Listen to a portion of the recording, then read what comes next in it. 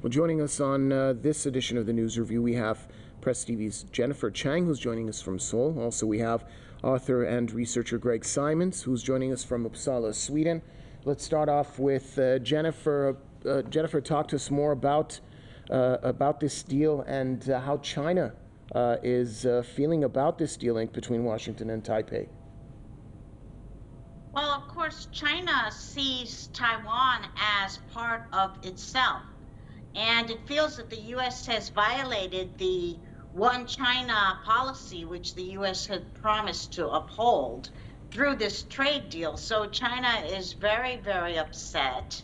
And of course, there are often military drills being held by China in the Taiwan Strait, separating China and Taiwan, because China is seeing signs that Taiwan may not want to abide by the One China principle, and that the U.S. might also try to help Taiwan not abide by that policy. So this is not just a trade issue, it's also a military issue.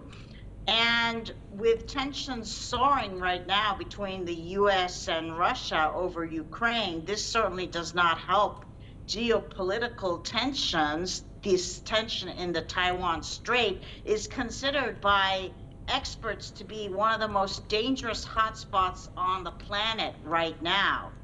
So the U.S. is really not helping the situation very much for world peace by signing this trade deal with Taiwan, as though Taiwan were an independent country free of China and not part of China. And many experts say that this will only reinforce China's determination to militarily force Taiwan to remain part of One China. Greg Simons in Uppsala, what do you think about this trade deal? Well, I mean, it's just part and parcel of the US history of, not only ignoring but violating informal and formal agreements. I mean, if we look at historically, they promised the Soviet Union that they would not step 1 inch eastward if they agree for East Germany to join West Germany. You also, I mean, we got the Iran nuclear deal. So, I mean, you got a history of the US just not showing any kind of credibility in their actions and words. Now, if we look at this trade deal, I mean, they have stated openly that they wish to contain China. I mean, you've had these different things. I mean, currently, if we're looking at Quad, and these different geopolitical constructions, these are all intended to irritate and also to contain China. Mr. Simons, why does the U.S. want to irritate China? What does it benefit? What does Washington benefit from creating this sense of instability and heightened tensions in that area? Well, I mean, they've done the same thing in Europe with this Ukraine war.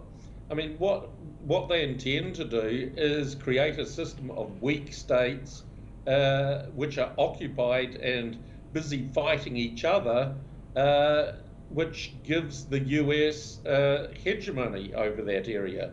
I mean, this is why they're, for example, so irritated about Saudi Arabia and Iran coming to peace, because this undoes their strategy, their geostrategy of creating this organized chaos from which the US hegemony benefits.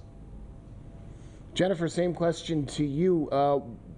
Why does the United States, why is it so adamant in pressing all the wrong buttons when it comes to China? Well, the U.S. sees China as a rival that might actually topple it from its position as the world's hegemon. And with the Chinese economy growing so quickly, the U.S. feels very threatened by Chinese economic power. And also, China is a military superpower. That also threatens the US. It's also a space power. It sent 3 astronauts to the space station very recently, and that was a major achievement for China in the space arena. So China is a formidable foe to the US, and the US is trying everything to try to rein in China's economic growth. It's trying to stop China from dominating the semiconductor industry and other industries, and it's economic warfare. It's not just a military matter, this question of dominance in the Indo-Pacific. It's also economic.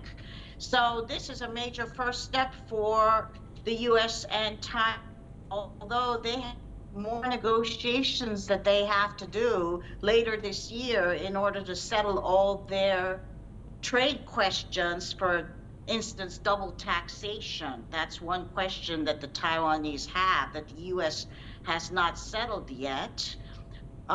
They have begun a major trade negotiation with this first step, with this modest trade deal, and it's infuriating China. It's meant to curtail China and prevent it from advancing itself economically. The US is trying to hem in China by developing these trade partnerships with China's rivals like Taiwan and South Korea and Japan and other countries in the semiconductor industry and in other industries. Greg Simons, one last question for you before we wrap up this segment of the program. What kind of a response are you expecting to see from Beijing? Normally, China doesn't sit idly by in these situations. What response are you anticipating to see in return for the inking of this deal? Well, I would think that there'll be a degrading of diplomatic relations between China with the US. That would be a logical step. But furthermore, there would also be repercussions for Taiwan.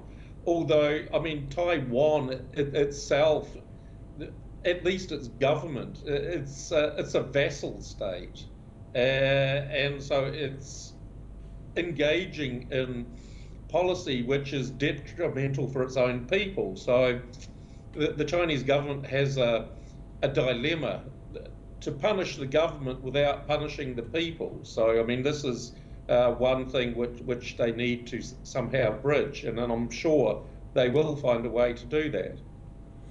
All right, thanks a lot. Author and researcher Greg Simons joining us from Uppsala, Sweden, and thanks to Press TV's very own Jennifer Chang joining us from Seoul. With that, it brings us to an end here on this edition of the News Review. But stick around, there's plenty more to come here on Press TV.